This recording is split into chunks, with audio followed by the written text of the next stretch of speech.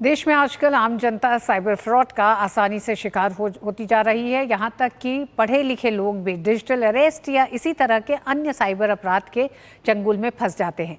मन की बात कार्यक्रम में प्रधानमंत्री नरेंद्र मोदी ने डिजिटल सुरक्षा के 3 चरण का जिक्र करते हुए इसे अपनाने की अपील की। साथ ही साइबर अपराधों से बचने और लोगों में जागरूकता फैलाने के लिए #SafeDigitalIndia का प्रयोग करने को कहा।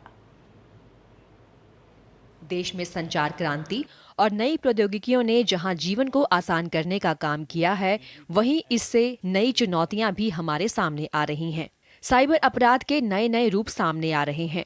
आजकल लोग डिजिटल अरेस्ट का आसानी से शिकार हो जा रहे हैं। हर वर्ग और हर उम्र के लोग डिजिटल अरेस्ट का शिकार हो रहे हैं। इस तरह के अपराध करने वाले लोग आपसे जुड़ी कई जानकारी रखते हैं।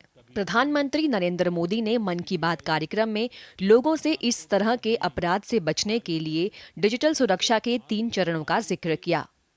पहले चरण में मैंने कहा रुको, दूसरे चरण में मैंने कहा सोचो, और तीसरा चरण कहता हूं एक्शन लो।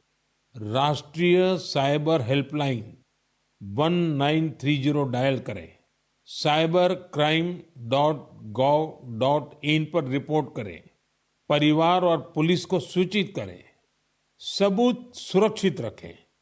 रुको, बाद में सोचो और फिर एक्शन लो।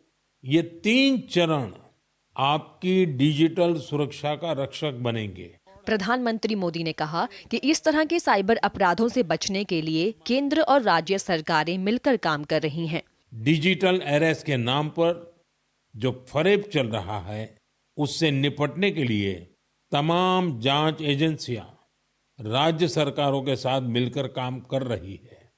इन एजेंसियों में तालमेल बनाने के लिए नेशनल साइबर कोऑर्डिनेशन सेंटर की स्थापना की गई है।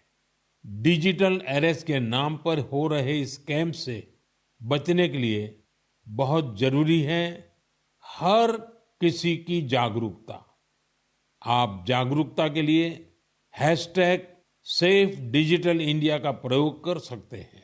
प्रधानमंत्री मोदी ने स्कूल और कॉलेज के प्रबंधन से छात्रों को इस मुहिम में जोड़ने को कहा। साथ ही सोशल मीडिया के जरिए इससे संबंधित जानकारी साझा करते हुए जनता को जागरूक करने की अपील की। उन्होंने समाज के सभी तबकों से साइबर फ्रॉड से बचने की मुहिम में जुटने की अपील की। Bureau report, DD news.